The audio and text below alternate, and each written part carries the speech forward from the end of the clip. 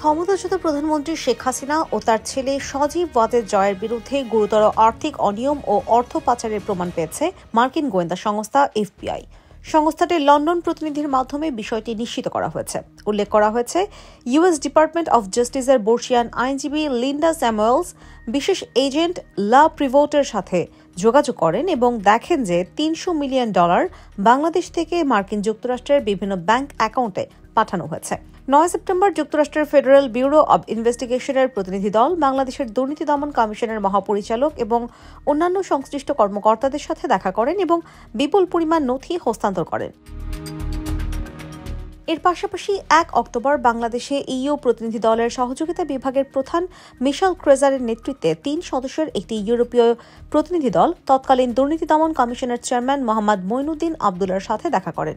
কমিশনের অপারেশনাল সক্ষমতা জোরদার করার জন্য পাচার করা অর্থ পুনরুদ্ধার করতে প্রযুক্তিগত সহায়তার পুনর্বিন্যাস নিয়ে আলোচনা করেন। বাংলাদেশের দুর্নীতি দমন কমিশন ক্ষমতাচ্যুত প্রধানমন্ত্রী শেখ হাসিনা ও তার ছেলে সজীব ওয়াজেদ জয়ের বিরুদ্ধে মার্কিন যুক্তরাষ্ট্রে $300 মিলিয়ন পাচারের অভিযোগের তদন্ত শুরু করেছে। দুর্নীতি দমন কমিশনের কর্মকর্তারা নাম প্রকাশ না করার শর্তে গ্লোবাল ডিফেন্স কর্পোরেশনকে জানান, হাসিনা ও জয়ের বিরুদ্ধে দায়ের করা অভিযোগটি অধিকতর তদন্তের জন্য দুদক মহাপরিচালকের কাছে পাঠানো হয়েছে।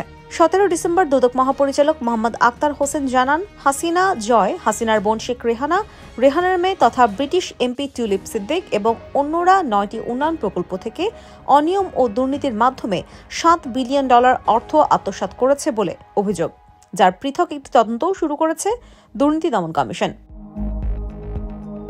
সূত্র জানিয়েছে যে 9টি প্রকল্পের মধ্যে রয়েছে রূপপুর পারমাণবিক বিদ্যুৎ কেন্দ্র, আশ্রয়ন এবং বেবজা ও বেজার অধীনে থাকা অন্যান্য প্রকল্প। $7 বিলিয়নের মধ্যে শুধু রূপপুর পারমাণবিক বিদ্যুৎ কেন্দ্র থেকেই $5 বিলিয়ন আত্মসাৎ করা হয়েছে বলে জানা গেছে। বাংলাদেশে দুর্নীতি বিরোধী তদন্তে ব্রিটেনের এমপি টিউলিপ সিদ্দিকের নাম তার পরিবারের তালিকায় রাখা হয়েছে। টিউলিপের খালা বাংলাদেশে 20 বছরেরও বেশি সময় ধরে ক্ষমতায় থাকা সাবেক প্রধানমন্ত্রী শেখ হাসিনা দক্ষিণ এশিয়ার এই দেশটিতে এখন দুর্নীতি দমন কমিশনের অধীনে ব্যাপক তদন্তের মুখোমুখি। হাসিনা পদত্যাগ করেন এবং 5 আগস্ট ছাত্রদের নেতৃত্বে গণঅভ্যুত্থানের মুখে পড়ে রেহানাকে নিয়ে ভারতে পালিয়ে যান। 15 বছরের শাসনের পর হাসিনার নেতৃত্বাধীন কর্তৃত্ববাদী আওয়ামী লীগ সরকারের পতন ঘটে। বাংলাদেশের দুর্নীতি দমন কমিশনের কর্মকর্তাদের মতে, শেখ হাসিনার ছেলে সজীব ওয়াজেদ জয়ের নাম প্রথম নজরে আসে 2014 সালে যুক্তরাষ্ট্র বনাম রিজভী আহমেদের মামলায়। এফবিআই এর তদন্তে সজীব ওয়াজেদ জয়ের বিরুদ্ধে গুরুতর আর্থিক অসদাচরণ প্রকাশ পেয়েছে।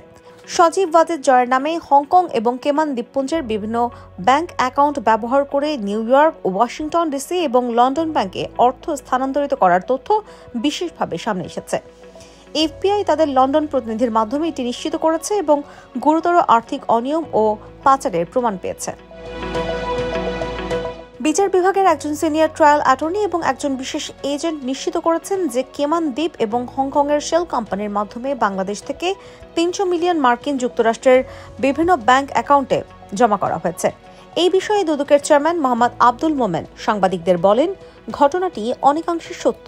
আমরা ভবিষ্যতে আরও সুনির্দিষ্ট তথ্য পেতে পারি। এ বিষয়ে আমরা পরে সরাসরি কথা বলবো। বাংলাদেশের অর্থনীতি সম্পর্কে সম্প্রতি প্রকাশিত শ্বেতপত্র অনুসারে কর্তৃত্ববাদী আওয়ামী লীগ শাসনের অধীনে অবৈধ তহবিল প্রবাহের কারণে 2009 থেকে 2023 সালের মধ্যে বাংলাদেশ বার্ষিক $16 বিলিয়ন লোকসান করেছে। IBTV USA news desk.